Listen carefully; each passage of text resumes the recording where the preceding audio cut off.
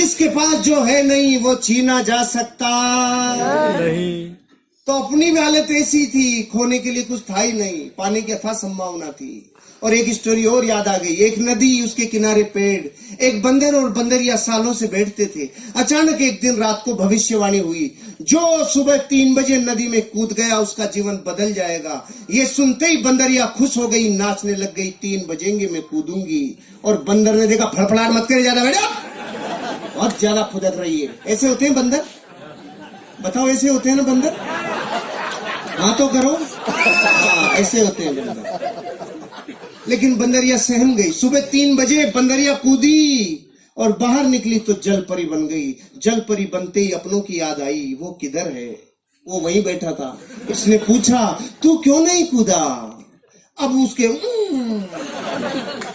मुझे विश्वास ही नहीं था। तो बंदरिया ने बोली, तुझे विश्वास नहीं था, ये बात तो मैं 20 साल से जानती हूँ कलमुए। तू तो सिर्फ इतना बता दे, अगर तू कूद जाता और तेरे साथ कुछ भी नहीं होता तो तू मूल्य का मूल्य तो रहता, इससे माइनस थोड़ी जाता। ज्यादा से ज्यादा गीला होता तो आधे घंटे में सूख जाता। और आप खुश हो रहे हो ये सोच करके कि ये स्टोरी उस बंदर की है, उसी की है, उसी की है। मैं दुश्मनी क्यों ले, उसी की है। अरे आपकी और मेरी हालत वैसी है जैसी एक भारत में मिडिल क्लास परिवार की होती है। जीवन कॉम्प्रोमाइज से चलता है। आपके और मेरे सवाल एक जैसे हैं, आपके और मेरे उत्तर भी एक जैसे हैं, आपके और मेरी शंकाएं भी एक जैसी है, क्योंकि हम सब एक बेलड़ी के टूमे हैं। कोई अलग ग्रह से नहीं आया है। अपन सारे एक दूसरे से बहुत जुड़े हुए हैं। अपन एक दूसरे में बहुत गहरे से एक दूसरे को जानते हैं। किसी का कोई कुछ जुदा नहीं है। सब ये जीवन की उन गहराइयों को देखा है जो गरीबी की होती है, और उन ऊंचाइयों तक जाने के ख्वाब सब रखते हैं जो सबको होते हैं। मेरे को ये समझ में आ गया, ये बिजनेस मेरी जिंदगी में अगर मैं नहीं भी इसमें सफल हुआ तो भी मैं लुटूंगा नहीं, बर्बाद नहीं होऊंगा। तो तीसरा प्रश्न पूछा, अगर इस बिजनेस को किया और ये चल गया तो मैं 5 साल बाद कहां तक पहुंचूंगा? इस जवाब ने मेरे रोंगटे खड़े कर दिए। अगर चल गया तो, क्योंकि जितना नेगेटिव होना था हो लिया।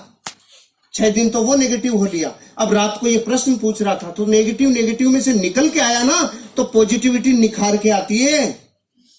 तो अब पॉजिटिव, अरे चल गया तो, अरे चल गया तो, अरे चल गया तो, इसके अलावा कुछ सुनाई नहीं आ रहा था। चल गया तो बच्चों के सपने, चल गया तो पत्नी से जो वादे करके लाए वो पूरे, चल गया तो माँ बाप की अपेक्षाओं पे खरे, अरे चल गया तो एक नेम होगा, फेम होगा, गाड़ी होगा, बंगला होगा, अरे चल गया तो अच्छी शिक्षा होगी, चल गया तो जिंदगी बदल जाएगी, रिवार्ड होगा, रिकॉग्निशन होगा, वैल्यूज होगी, अरे चल गया तो जीवन बदल जाएगा, अरे चल गया तो ये बात मुझे इतनी भिगो दिया था, अंदर तक पसीना आ गया था।